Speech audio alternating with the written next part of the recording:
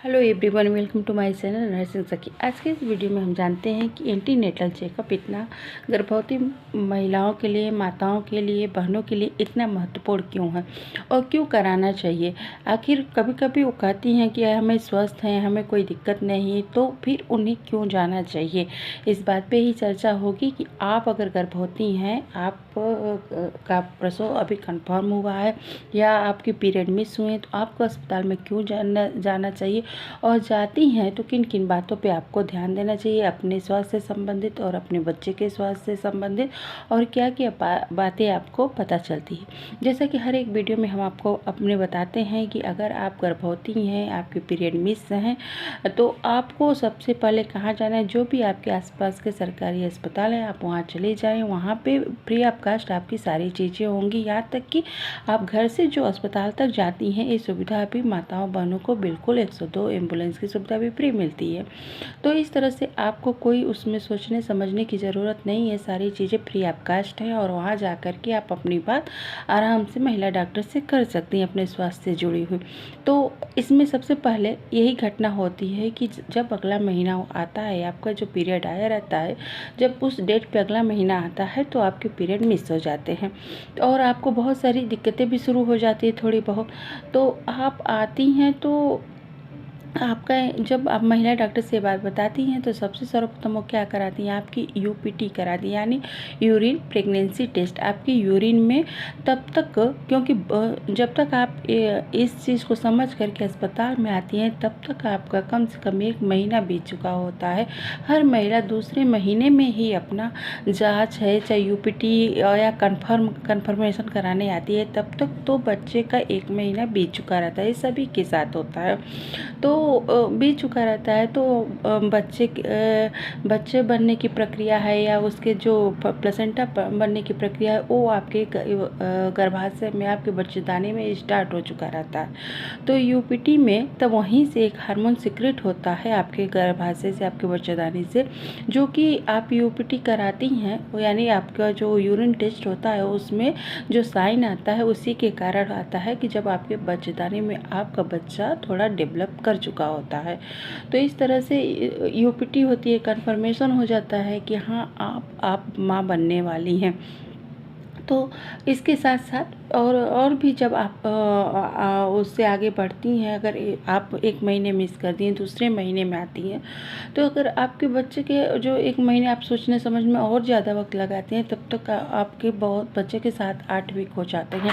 तो इस तरह जब भी कभी कोई दिक्कत लगे, परेशानी लगे, तो आपको तुरंत अस्पताल आना है और अस्पताल में आकर के अपनी महिला डॉक्टर से सारी बातों को करना, क्योंकि आप घर पे बैठे बैठे सारी बातों को क्लियर नहीं कर सकते। सारी बातें आप समझ अपने स्वास्थ्य से, अपने बच्चे के स्वास्थ्य से संबंधित सारी बातें समझ नहीं सकती हैं। तो इसलिए हर महिला को जो गर्भवती है, कम से कम तो इसे 4 बार अस्पताल जाना है सुरक्षित प्रसव के लिए, और अधिक से अधिक तो वो अब कई बार जा सकती है। कोई दिक्कत हो तो भी वो जा सकती है अस्पताल तुरंत कभी भी।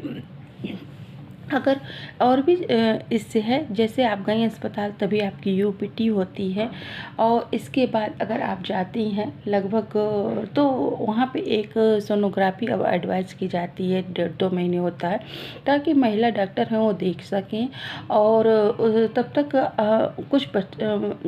तक लगभग हर बच्चे को सोनोग्राफी में धड़कन भी बन जाती है, और जिसको कि देखा जा सकता है कि हाँ, जो बच्चा है वो ठीक से डेवलप हुआ है, उसकी जो मेम्ब्रेन है, प्लेसेंटा ठीक से सब बन रहा है कि नहीं बन रहा है, उसकी धड़कन आ गई है नहीं आ गई, इसके लिए वो एक आपको सोनोग्राफी कराती हैं। तो इसलिए आपको ज़रूर जाना है अस्पताल और देख करके बताती हैं कि हाँ भाई, आपका अब सब सही चल रहा है, वेल ग्रोइंग है सारी चीज़ें।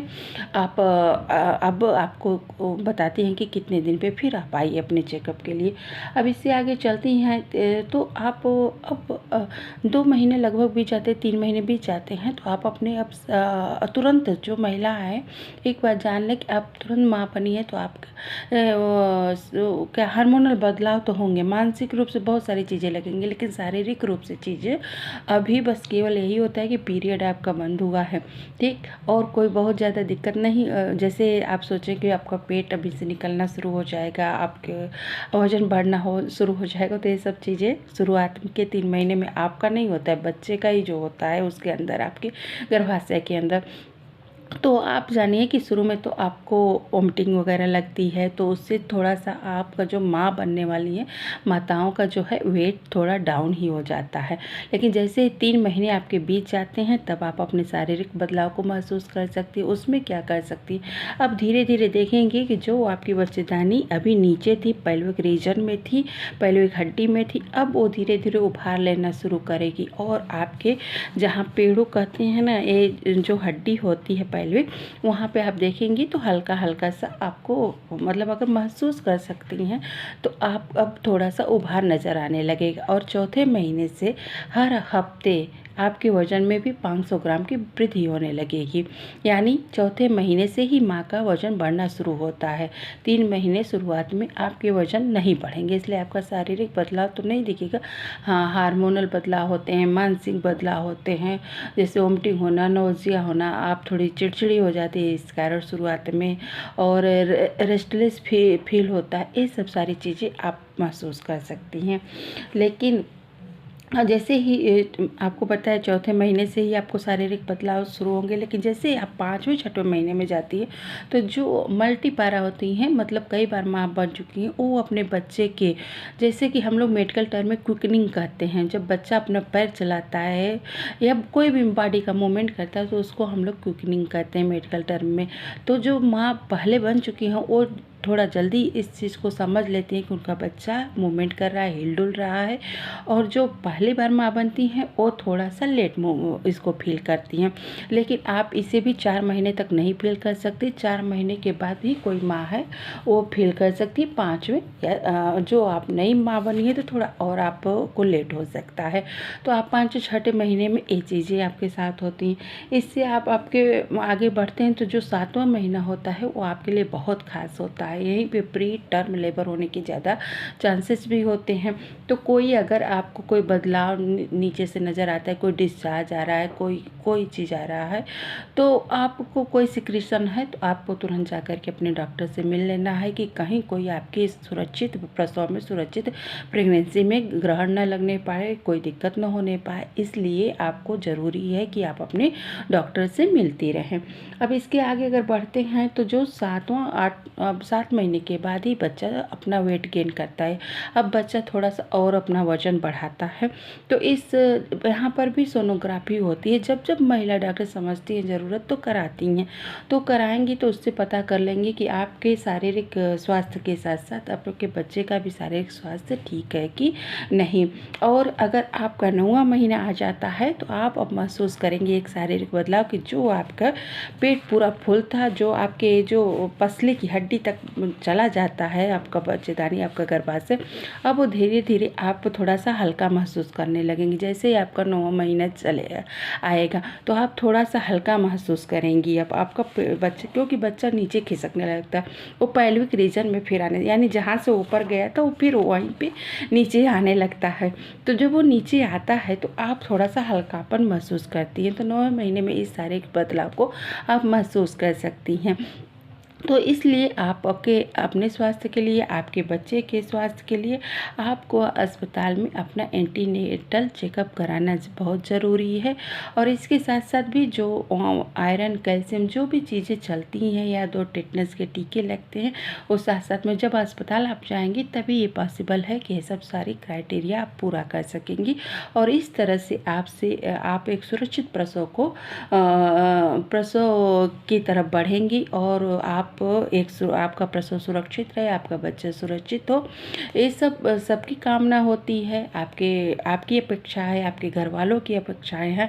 तो आपको इसके लिए बस यही करना है कि शुरुआत में 9 महीने की जर्नी है, 9 महीने बहुत आपके लिए स्पेशल है। बहुत केयरफुली इसमें अपने आपको कोई दिक्कत न हो, आपके बच्चे के साथ कोई कॉम्प्लिकेशन न हो, दोनों का जो है शारीरिक मानसिक बदलाव आपका जो था, या बच्चे का जो विकास था, वो समुचित तरीके से होता रहे। इसलिए आपको अपने अस्पताल जाना बहुत ज़रूरी है, और आप अपने महिला डॉक्टर से मिलना बहुत ज़रूरी है। इसलिए जो भी गर्भवती माताएं बहनें मेरे इस वीडियो को देखें तो वो आप जा कर के बिल्कुल अपनी जांच कराइए और अपने आपका जो गर्भ है उसको सुरक्षित गर्भ बनाइए, उसको सुरक्षित तरीके से जन्म दीजिए।